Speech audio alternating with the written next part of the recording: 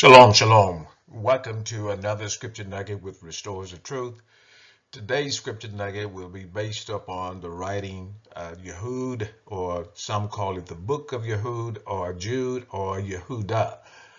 And what we'll be looking at in this particular book, or this particular chapter, there's only one chapter in Yehuda, but we're going to look at this from the aspect of the Torah Portion Shoftim, and we know Shoftim were appointed by Musa,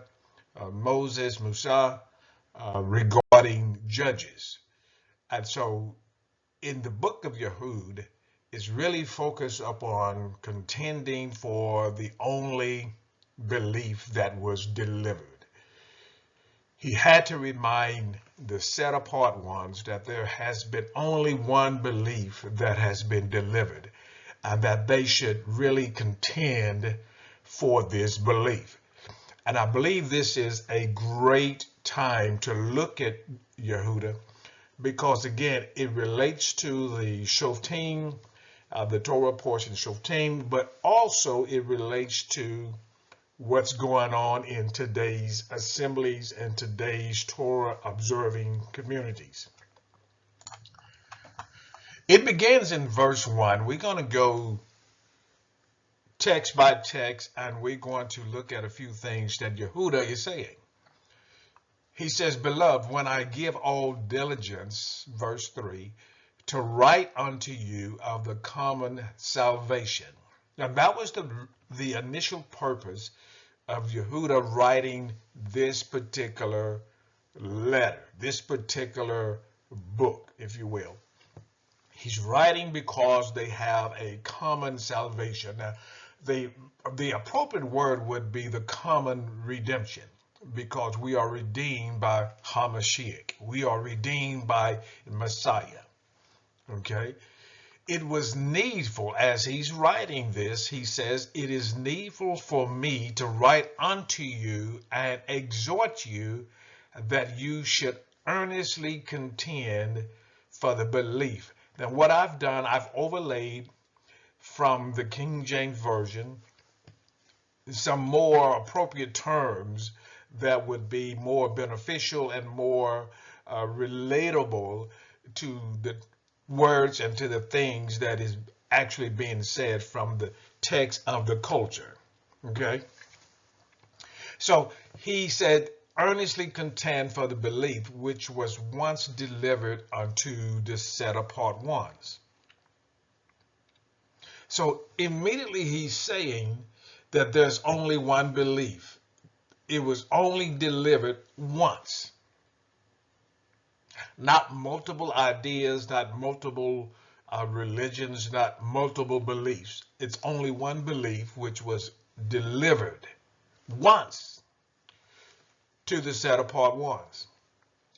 And what he began to lay out from verse 4 to verse 22 is why we must contend for this belief. Why we must contend for this belief. He says in verse 4, "There are certain men crept in unawares." Now, immediately he's telling you that they have came in, they've came in acting like a sheep. Because we're sheep. We're the sheep of the flock of Mashiach. Okay, so they are certain men that have crept in unawares. The only way that you can creep in unawares is if you look like a sheep, you smell like a sheep, you talk like a sheep. Okay? So these are men that have crept in unawares. They were ordained of old. In other words, this has happened before. This same Ruach that these men have is the same Ruach that has happened before. Certain men crept in unawares who were before of old ordained to this condemnation. And now he's getting ready to lay out not only the type of people or the type of men that crept in that has been ordained of old, but now he's getting ready to talk about their condemnation as well. He called them wicked men. turning the favor of our Elohim into lasciviousness. Now, what that means is that these fake sheep, disguised as sheep, these men has came in unawares, following the same process, doing the same thing that you and I, that we do, but they have came in and they've turned the favor. Now, what is this favor that he's talking about? Remember, we were all without Torah. We was all without Torah. What is sin? Sin is the transgression of the law, of the Torah. So we was all without this Torah. Yah extended a favor to us, to teshuvah, to return back to him. So he gave us favor. Remember the prophecy in which he said he will unite the two houses of Yasharal? That's favor, because the two houses sinned. They went against the Torah, the commands and the instructions of Yahuwah. But he married them again. So this is favor. So favor was given of our Elohim, but they have turned this into lasciviousness. They've turned this into something that is sensual, something that is fleshly, something that leads into, I'm going to say this word, into pornography. It has led into sexual sins. And we see that not only within the Christianity community, but we see that even now within the Torah community. So he's giving us an idea who these men are. He's giving us an idea of the combination or the condemnation of these men.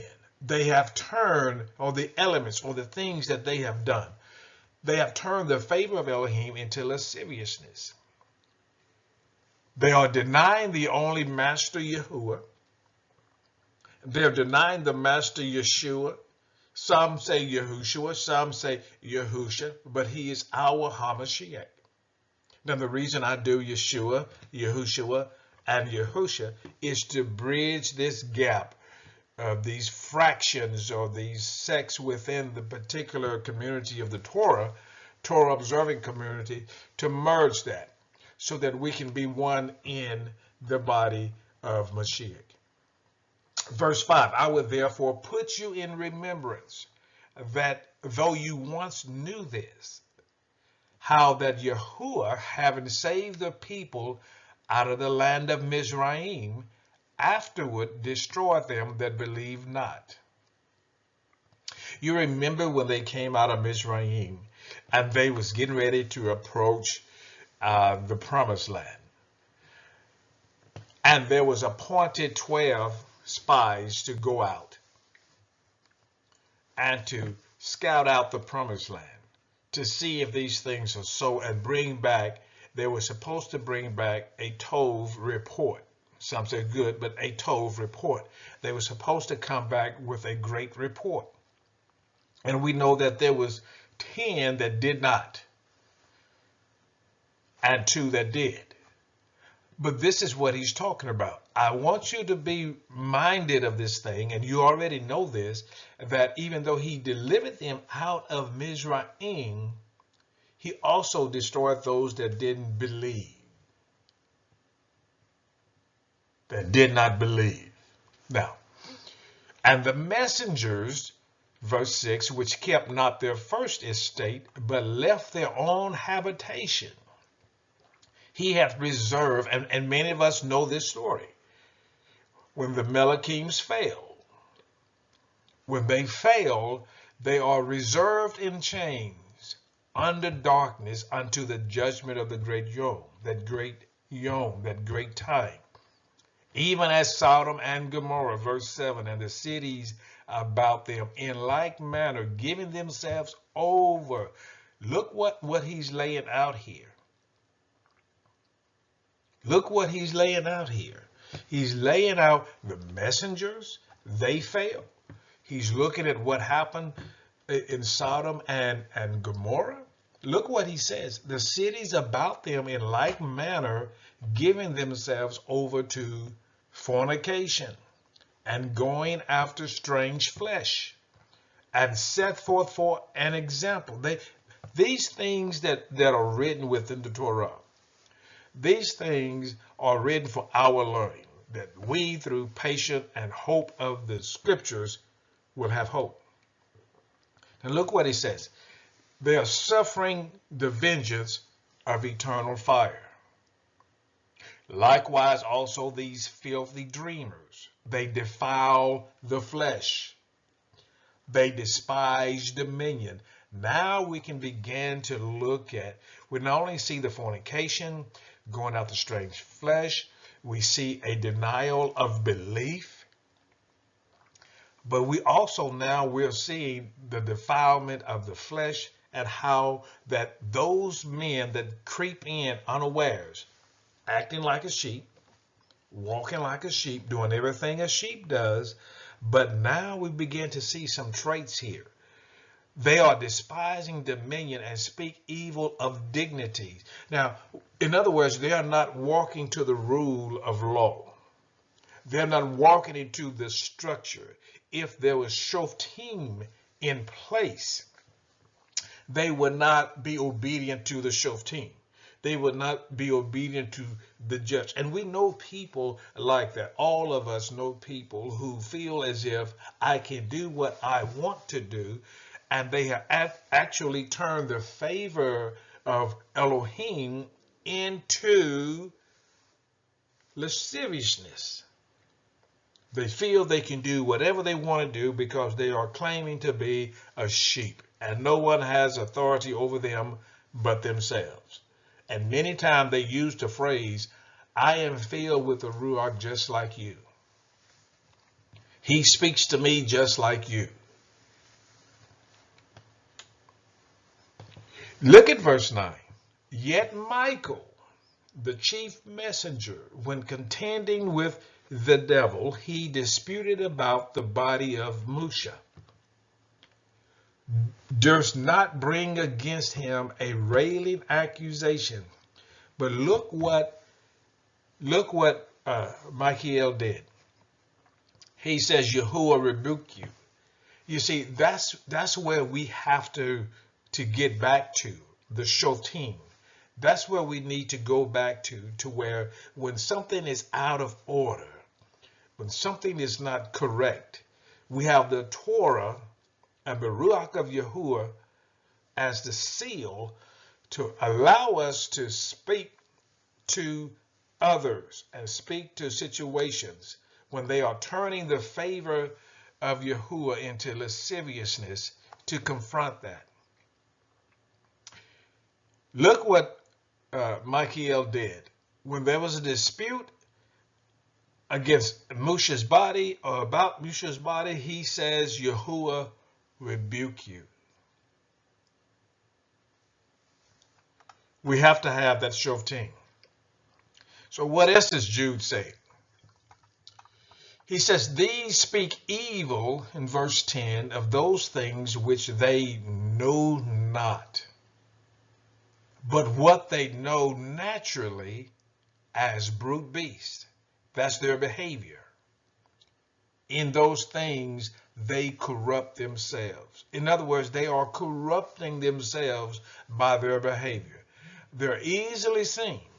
Initially, they come in like a sheep. They comes in like a sheep, but eventually you shall know every tree by the fruit that it bears. Eventually, that fruit comes out and it tells what kind of tree it is. Eventually, it never fails. Woe unto them, verse 11, for they have gone in the way of Cain. And now, what does that mean? The way of Cain. Cain, one, he did not want to adhere to the truth or the instructions of Yahuwah. That's number one. Number two, he hated his brother.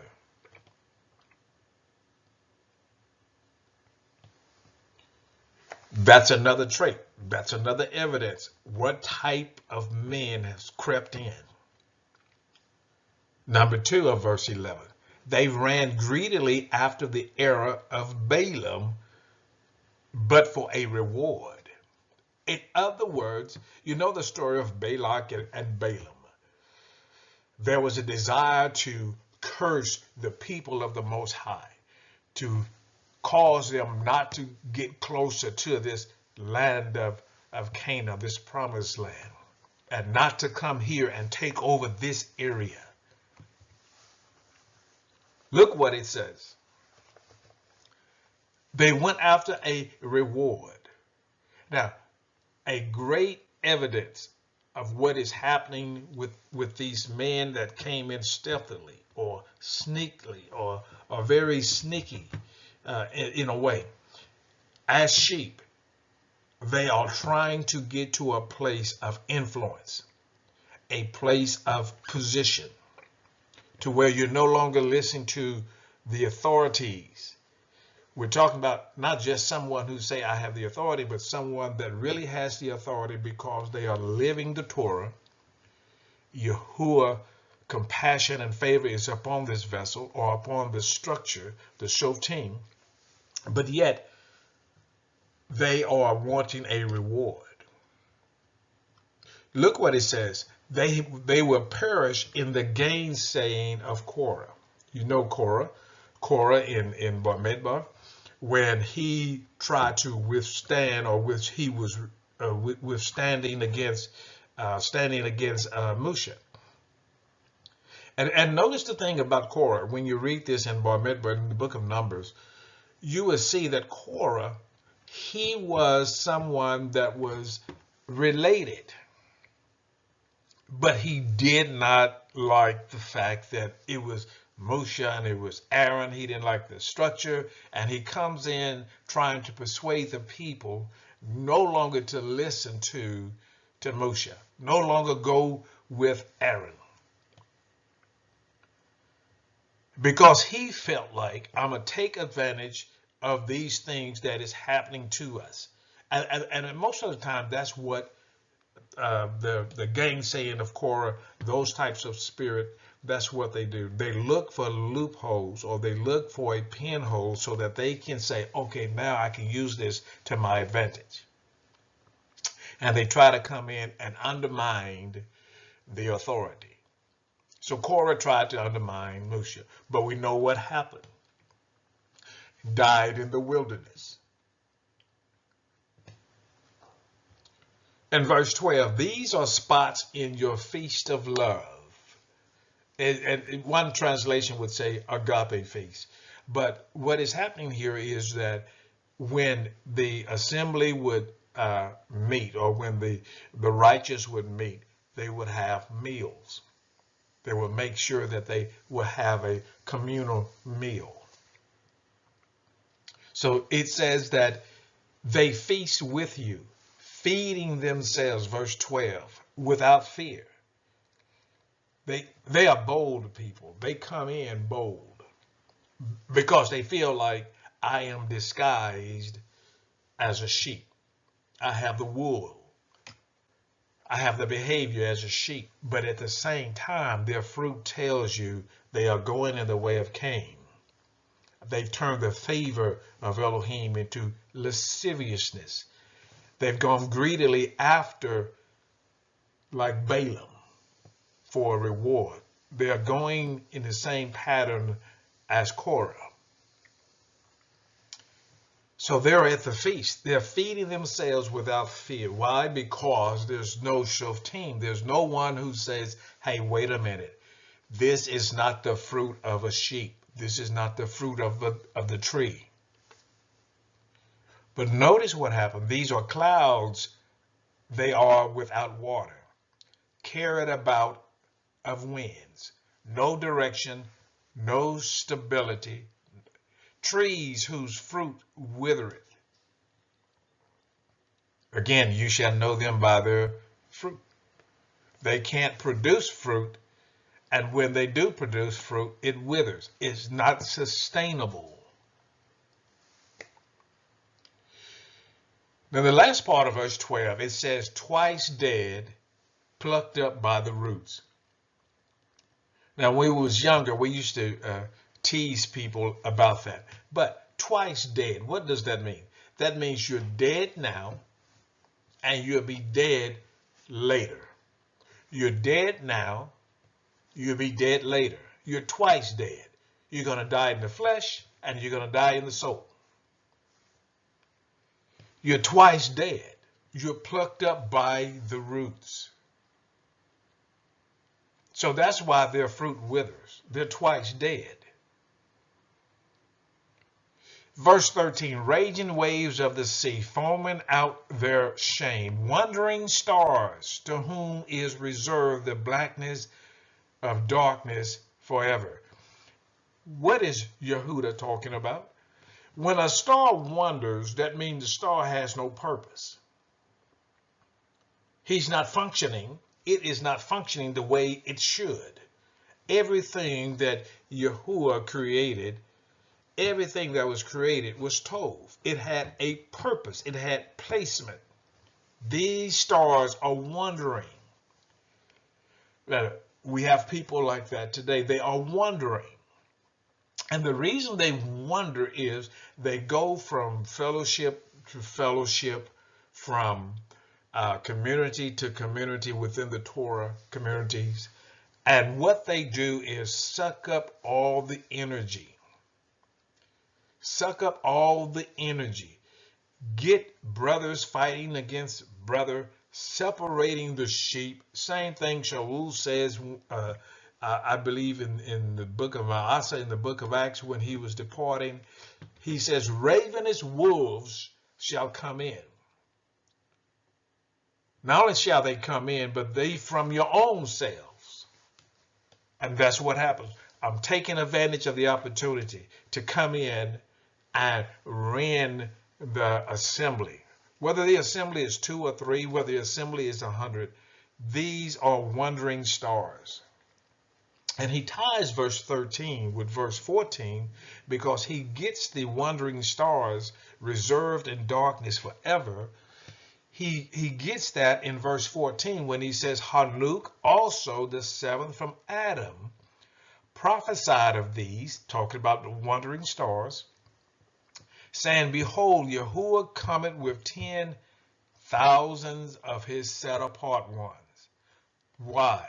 He's getting ready to execute judgment upon all, verse 15, and to convince all that are wicked among them of all their wicked deeds, which they have wickedly committed, and of all their hard speeches, which wicked sinners have spoken against him. He adds, these are murmurers, complainers, and we know people like that within the fellowship. Again, whether the fellowship or the community is 2, or whether it's 3, or whether it's 100, or even more. You have murmurers, you have complainers, you have people who is walking after their own lust. And what they thrive in is to try to use deep knowledge, deep understanding, smooth words, swelling words, and what they want is the admiration of someone within that fellowship or within the community in order to gain an advantage. Now let's continue. Let's see what else Jude or Yehuda is saying. He says, but beloved, remember ye the words which were spoken before of the emissaries. He's talking about the 12 Talmudim, the emissaries of our Yahushua, HaMashiach. We have to remember, he says, how that they told you there should be markers. Now, who's he talking about? Even Kepha, who they call Peter. Kepha said this, markers in the last time, or in the last yom, who should walk after their own wicked lust. They're walking after their own wicked lust. That's an earmark. We can see that. That is what's happening. That's why there's a need for Shoftim. That's why there need to be a need for someone who not only obeys Torah in the community, but someone who can spot those who are not walking in Torah. They're taking the favor, they're abusing the favor of Elohim, the favor of Yahuwah, and turning it into lasciviousness. Verse 19, these be they who separate themselves. Notice this, they separate themselves. Now this is how they separate themselves. One, again, trying to attract others to them, but two, they are trying to separate themselves because they are sensual beings. They do not have, Yehuda says they do not have the Ruach HaKodesh. They do not have that because they are sensual. Then he encourages the set apart ones in verse 20 to verse 23. But ye beloved, building up yourselves on your most set apart belief, praying in the Ruach HaKodesh. Keep yourselves in the love of Elohim, looking for the compassion of our Master Yahushua HaMashiach unto eternal life. And some, he's talking about those that are walking stealthily, those that are trying to walk sensually, those that are turning the favor of Elohim into lasciviousness. He says we have to make a difference. Now, what does that mean? We have to mark those who are like that, and those who are in a position to where they are caught up into that by these wicked men. We have to pull them out. We have to mark those and separate those out of that. For instance, let me give you a natural example.